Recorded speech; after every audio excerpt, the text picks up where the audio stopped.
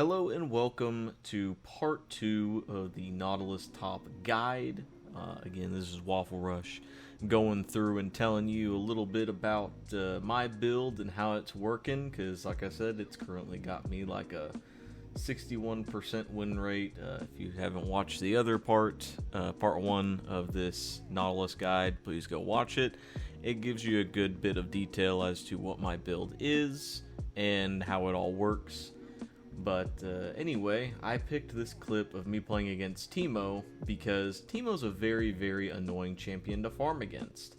So I figured if you can lane against Teemo, you can lane against almost anybody. So as you can see here, I'm actually deciding to trade with him because if you let Teemo kind of force you into, a corner and letting him bully you, then you're letting him win. As Nautilus, you have a lot of capability to just walk up to him with your W. You just press it, you start walking up, and he's got two choices. Either he just tries to all-in you, or he runs. And as you can see there, we got him to flash, because we did just quite frankly, a shit ton of damage. So, a lot of people sleep on the Nautilus top, and a lot of people try full AP Nautilus top. And that is a no-no. It just simply does not work as well as you hope it would. So, a few tips. I'll go ahead and start out with a few tips for how to farm up top. So, as you can see, I'm leveling up E to level 2. 9 times out of 10, I'm going to max out my E to level 5 as soon as I possibly can for both the damage, the slow, and the fact that it comes up significantly faster, so it's something that you can spam along with Rod of Ages to get you more health. And here we got a good gank from Volibear, and then we just absolutely kill Teemo, get 400 gold for first blood, starting off the game really well. Your biggest asset for farming, though, is going to be your passive, and your E, of course. So your passive gives you just an extra boost of damage for your first attack against a target, and that helps especially whenever you're attacking low health mobs or low health minions. And I mean, it's really good because you don't just have to rely on looking at your AD at that point of, ooh, I've got 68 AD, or farming only with your E.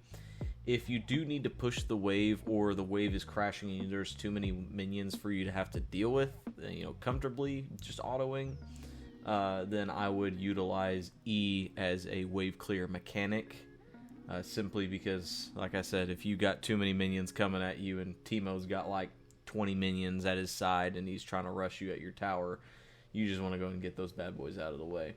You'll miss a few of the minions, but I mean, no one's going to be able to farm CS absolutely perfectly, especially in a Teemo lane. You just kind of have to figure out, pick and choose when it's safest to get those minions. Sometimes the best way to go about it, even in any lane, even if you're playing against Fiora, if you're playing against Riven, sometimes you just want to farm with your E. Just kind of step back at a distance and use it just like that, because you got a little bit of poke on Teemo, and you get some of those minions. So another thing here is tower diving. You have such a good opportunity to get a little bit of damage in like that. You hook them, auto them, E, and then walk away with W, so that the tower shot doesn't hurt you or does significantly less damage to your health bar, and that forces your laner to either A, back, or and give you a tower plating, or B, they gotta kind of stick it through and hopefully they don't die. But 9 times out of 10, if they are very, very low and they're not like some Udyr with his passive ready, then you could probably tower dive them, kill them, and if you have flash, you could use it. If you save your W for whenever you're walking out, usually you can get out pretty easily with that. But another capability is roaming too, and especially helping with grubs. So Nautilus's E, just as a reminder, it does 150% damage against jungle monsters. So he can be pretty good at jungling, but His E is especially helpful whenever you're getting grubs, or all of his CC. As you can see, I've kind of opt for the more CC heavy side of keeping enemies off the grubs at first. And we get both of those kills together with Volibear, and then we go back, we help him with the grubs. But your E does a lot of damage. So it helps with clearing those grubs, getting them significantly faster, and then gives you even more advantage to push the lane harder as you start to snowball. Because this build can 100,000% snowball like insanely fast. There are so many games that I'm playing where the moment I get Blasting Wand, it's crazy. You don't even really need Rod of Ages like to start snowballing. It's just mainly you get, as you can see, I've got the Ruby Crystal, Sapphire Crystal, and Boots, and then Blasting Wand is where you'll start seeing a lot of that damage build into, winning the lane even faster. And I know I mentioned just a minute ago that going full AP Nautilus is not exactly the way to go about it. Having just enough AP with Rod of Ages is perfect, because it stops the enemies from considering going full MR, because once you start going with Eclipse and Sundered Sky, they've got to deal with both your passive damage and your magic damage. So unless if there's somebody who just, obviously forces getting Jack Show like Cassante can be a little annoying, but usually you could beat him. He just gets really, really annoying, especially whenever he all-outs. But against Teemo here, once you start bullying him, you just kind of counter-bully him by walking up with your W and showing him who's boss. Then it actually becomes very, very easy. You start realizing that he stays away from you as opposed to you staying away from him, because he's not getting as much farm as he needs to, so he's going to be significantly far behind. And getting that Rod of Ages will put you even further ahead by giving you that extra level 10 minutes after your purchase. So there's a lot of times where I can be playing against a laner, say for example, I played a game against a Scion not too long ago, and the moment I got Rod of Ages, he started realizing that he can't do the Scion things that he thought he could. So he started stepping back and just trying to farm with an occasional E or occasional charged Q. And with Scion, the easiest way to counter him is just to Q him whenever he's mid-charge on his Q. Granted, it does give him his cooldown back at 50%. He can use it pretty shortly after that, but if you can kind of chain your CC and hold off, especially with your ult, you can kill him before he even gets a Q off. So here we're just gonna back and get well, actually never mind, we're going forward. We're going forward because Teemo is here, but we try and go for a tower plating. Teemo's killing the minions, so we just kind of step back. And at this point, you have two options. You can just keep farming, which one I did. I just went ahead and farmed it, pushed the wave, and then I backed and got Rod of Ages, because like I said, that's a major stepping stone. It's a major milestone to go ahead and get that. So once we got Rod of Ages, everything just absolutely snowballed. It was an insane difference. So like I said, tips: you want to farm with your passive, you want to farm with your E. Occasionally your W actually helps quite a bit, especially against low health minions that are side by side.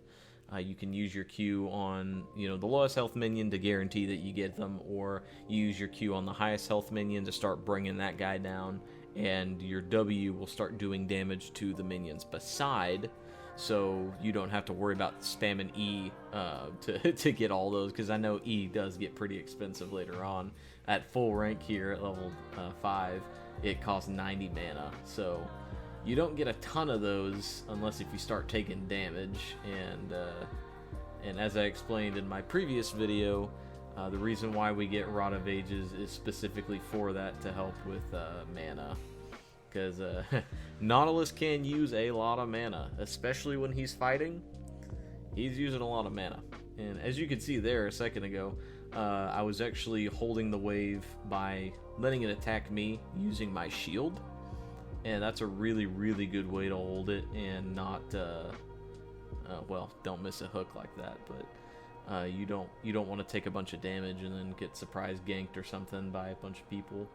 But paying attention to what your jungler's doing, especially up around your void camp, you definitely want to try and help them as much as you can without sacrificing a whole bunch of CS.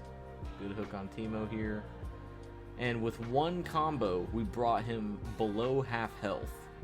All we gotta do is do that again, and he's just absolutely dead. So there's a really good opportunity here to go ahead and get him under turret, but he killed a bunch of our minions, so kind of missed the opportunity when I hooked and missed. But another thing to think about is, like I mentioned before, Shield Bash is an extremely valuable asset on Nautilus. It gives him a big advantage on damage. Most of the time, if I've tried this build without Shield Bash and just done Demolish, and it just wasn't, realistically, it just was not as strong. Because getting a bunch of extra Shield Bash damage, like I said, in the beginning it's only like 20 to 30 damage, but as you start leveling up, getting more shielding, more health, then your W scaling gets larger and larger, and then you all of a sudden are doing 50, 60, 70 extra Shield Bash damage. So, keeping an idea of how that's affecting your laning experience with dueling is a really, really valuable tool. And just like that, before the 14-minute mark, we've out-bullied Teemo and got his turret. Because like I said, you gotta focus on helping your jungler get those void camps, getting the void grubs, eventually getting the Rift Herald. Those are all really big. I mean, look at how much gold we have. We are almost able to just go ahead and buy Eclipse outright just from all the nonsense that we were pulling up there. So, and then like I said, paying attention to what's going on with your jungler. Teemo's nowhere to be seen up there, so perfect opportunity to come down and help with drag. So we just go ahead and run our way down. They're waiting, they know that I'm on my way, so they're not engaging too heavily before I make it in. And here's where we catch Yone off guard. He has no idea what's going on. Now Yone, I will say, Yone's a pretty tough one to deal with, especially once he gets Blade of the Ruined King. He's a tough cookie, man. Yone and Yasuo both have got so much power when they get Blade of the Ruined King. One thing I'm not particularly happy about is the fact that they get on-hit healing on their Qs. But anyway, that's a good way to just kind of see what's going on with Naut. So thanks for watching part 2.